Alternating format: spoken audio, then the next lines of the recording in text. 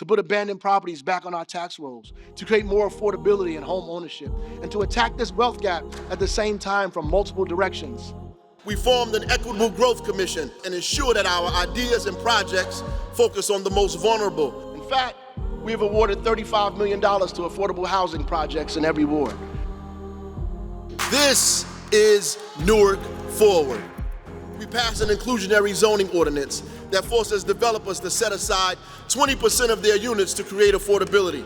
And we just strengthened that ordinance to ensure that more units are created. Mayor Baraka is laser focused on equitable development. With this inclusionary zoning program, what it does is it requires developers to provide these units that are the same as the market rate units. And it gives people an opportunity to choose which neighborhoods they want to belong to. The units have to be affordable for families who make about $40,000, $60,000, $80,000. Inclusionary zoning units or affordable housing can also provide for families who might be on Section 8 and may have a voucher. You can actually pay 30% of your income. They're able to even have a greater discount. We passed a local law that allows us to ensure that Newark residents are getting the opportunity to move in first. We have so much to be proud of in Newark. What I think our mayor is more proud of is that 50% of the housing that's being developed is market and 50% is affordable. And that's pretty exciting that we've already been able to produce 3,000 new units. And there's about 500 of them that are affordable. People want housing. Many of us in the community advocacy sector for decades have been saying that these developers are getting something from us. They're getting tax abatements, they're getting variances, and it would be logical for the city to get something back. We need to have policies in the city that would link this development with direct benefits in inclusionary zoning ordinance. This is one piece of the puzzle in terms of expanding the affordable housing portfolio for Newark residents. My name is Veronica Lee Adamson. Iconic. That's where I reside at. I've lived in Newark all my life, so I knew I wanted to remain in Newark. Then the showing came up with Shaquille O'Neal, and he was talking about iconic. I was looking for a place to live, and of course it was difficult finding places that were affordable. My name is Phil Johnson, born and raised here in Newark. The Art in Newark came up, I opened it up. They were accepting applications now for the waiting list. So I applied. I did 3 interviews because they do their due diligence. Shortly after, then I got the call. I think the whole process could have been anywhere from 3 to 4 months.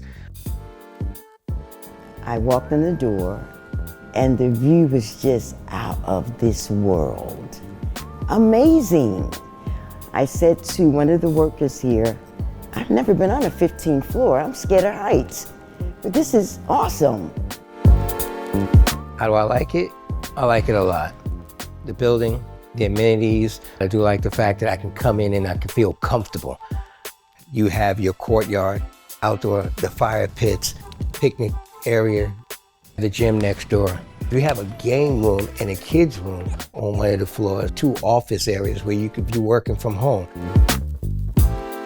The washer and dryer, the microwave, the dishwasher. The bathroom is a very nice size. I don't have to worry about my packages. Every place is within walking distance. There's coffee all day long. Those are amenities that you want in your home. I mean, everything is right there in every unit. It brings everybody on the same playing field. Yeah, I think it does help combat that stigma. It's important that I feel important. I am not treated any different. If something breaks, they are right there. We are funding the preservation of 6,000 more affordable units and will support 10,000 vulnerable or unsheltered households every single year. And that's a powerful statement of how a mayor, a city leadership can change the trajectory of real estate development by changing laws. Development's happening all over the place, so the argument that the IZO is going to scare developers away holds no water at all. Real estate development is complicated. We all know that. I think Newark's development community is embracing what we're trying to do. They can not only provide affordable housing and also jobs for our Newark residents, but they also can meet their bottom line and their profit margins.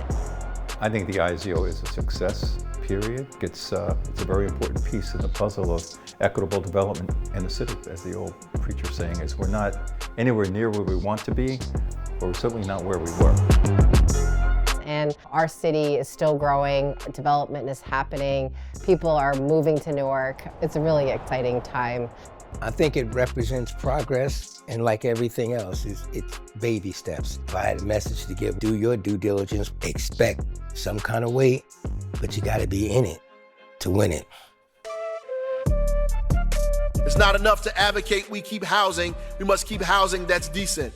We have to work hard to uplift and develop entire sectors of our community that have not been invested in decades. And despite our difficult times, Newark is on a long march forward.